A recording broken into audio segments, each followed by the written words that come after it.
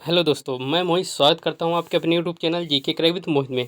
दोस्तों, एक मैं बड़ी खबर लेकर के आया हूं Allahabad high court group C और ग्रुप डी की वैकेंसियों के बारे में, जो अभी नया नोटिस निकल के आया है 12 जून को। दोस्तों, उसके बारे में बात करने वाले हैं आज हम कि उसमें क्या क्या लिखा हुआ, किस तरीके से क्या होगा। और मैं एक चीज़ आपको बता दूँ कि आपने, हो सकता है आपको ये पता हो या आपने ये सोच रखा हो कि इलाहाबाद जो हाई कोर्ट में दो वैकेंसी निकला करती हैं, ग्रुप सी और ग्रुप डी की, और निकला करती हैं आर ओ की। ठीक है, तो हो सकता है कि आपको इससे पहले ये पता रहा हो कि आर ओ को पहले निकलेगी, और ऐसा होता भी था कि पहले आर ओ की निकलती थी, फिर ग्रुप डी की निकलती थी। ठीक है, लेकिन अब क्या होने वाला है कि कल के जो नोटिस में 12 तारीख का जो नोटिस आया था, उसमें ये लिखा हुआ है, मतलब उसमें ये डिस्कस किया गया, ये जाहिर किया गया, उसके हिसाब से ये लग रहा है कि जो ग्रुप सी और ग्रुप डी की वैकेंसी पहले आएंगी, अब वो जो आर ओ की वैकेंसी है वो अब लेट आने वाली है, यानी कि महीने डेढ़ महीने बाद आने वाली है। ठीक है, तो आज हम ग्रुप सी और ग्रुप डी के बारे में चर्चा करने वाले हैं। इसमें देखिए, मैं आपको क्या क्या बताऊंगा आज की वीडियो में कि आवेदन कब से हैं, पेपर कब से होगा, पेपर का पैटर्न कैसा होता है, ज्वाइनिंग कब तक होती है, और लास्ट ईयर की कट ऑफ कितनी रही है। ये सारी चीज़ें मैं आज आपको डिस्कस करने वाला हूँ, और मैं आपको बहुत सारी चीज़ इसमें एक्स्ट्रा फैक्ट बताने वाला हूँ।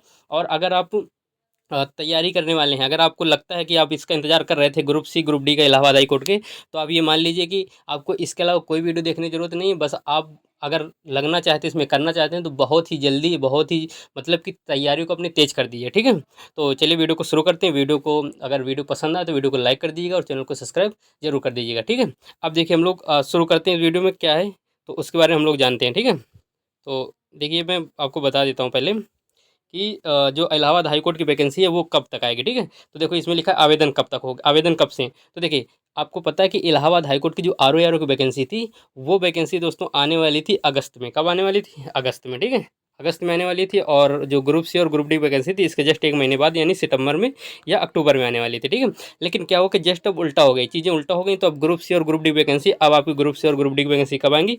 अगस्त में आएगी। कब आएगी?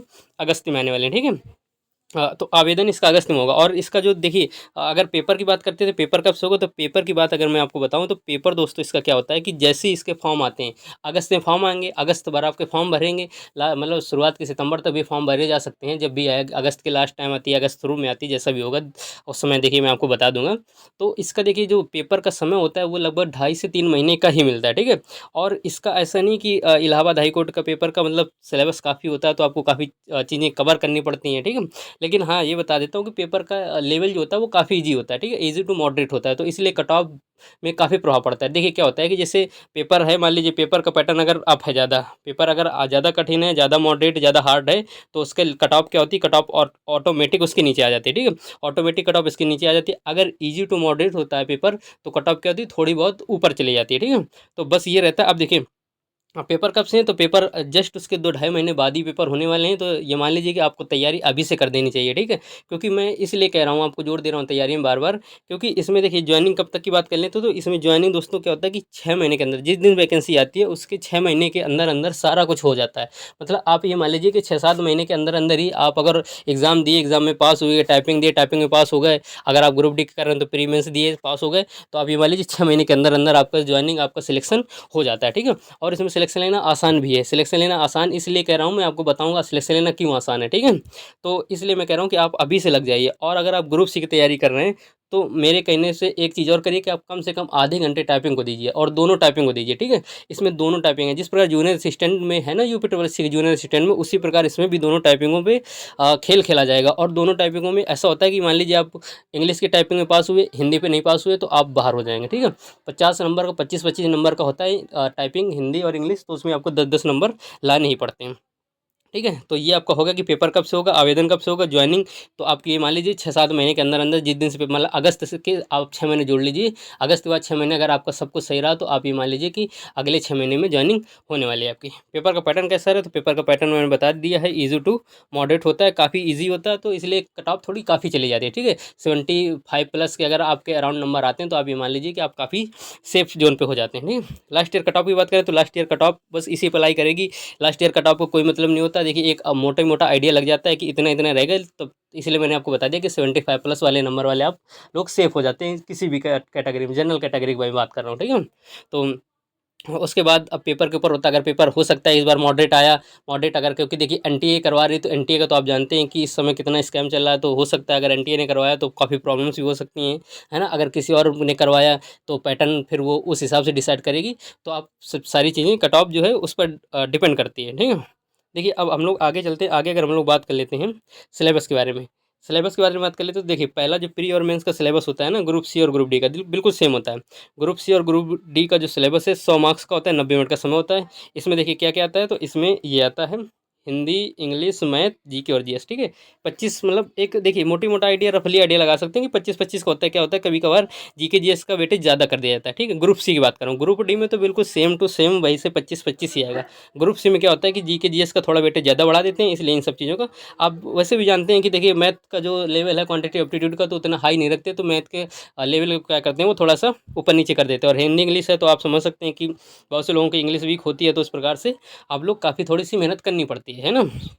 और हिंदी तो देखिए चल जाती है, हिंदी तो बन जाती है, क्योंकि आप अगर आप लोग यूपी पुलिस की तैयारी कर रहे हैं, एसएससी जीडी वगैरह की तैयारी कर रहे हैं, तो इनकी हिंदी, अगर आप यूपी की किसी भी एग्जाम की तैयारी कर रहे हैं तो उस हिसाब से अगर आपने हिंदी पढ़ रखी है तो हिंदी हो जाती है, ठीक है।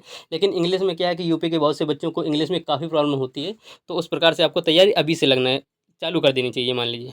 ग्रुप सी ग्रुप डी के सिलेबस की बात करते हैं तो आप समझ सकते हैं कि 100 मार्क्स का होता है, 90 मिनट का समय होता है, 25-25 क्वेश्चन का होता है, बस वही बता दिया मैंने। जीके जीएस का थोड़ा वेटेज हाई रहता है, ठीक है। ये प्री का सिलेबस। अब देखिए हम लोग अगर स्टेज 2 की बात करें तो किसकी, स्टेज 2 है ये सी की, ग्रुप सी की है। ग्रुप डी का तो स्टेज 2 सेम ही होता है। ग्रुप 2 का देखिए, ग्रुप डी की बात कर लेता हूँ तो ग्रुप डी का जो मेंस है, मेंस उसको बोलते हैं टियर 2, तो मेंस बिल्कुल सेम एस प्री के तरीके होता है। प्री के तरीके 25-25-25 का होता है, 100 क्वेश्चन होते हैं, 90 मिनट का समय सेम होता है, ठीक है। और लेकिन अगर ग्रुप सी की बात करते हैं स्टेज 2 की, तो इसमें टाइपिंग होती है। क्या होती है इसमें, टाइपिंग होती है। और टाइपिंग इंग्लिश टाइपिंग और हिंदी टाइपिंग दोनों है। ऐसा नहीं कि हिंदी दे लें या इंग्लिश दे लें, दोनों देनी पड़ेंगी। 35 वर्ड इंग्लिश में, हिंदी में 30 वर्ड।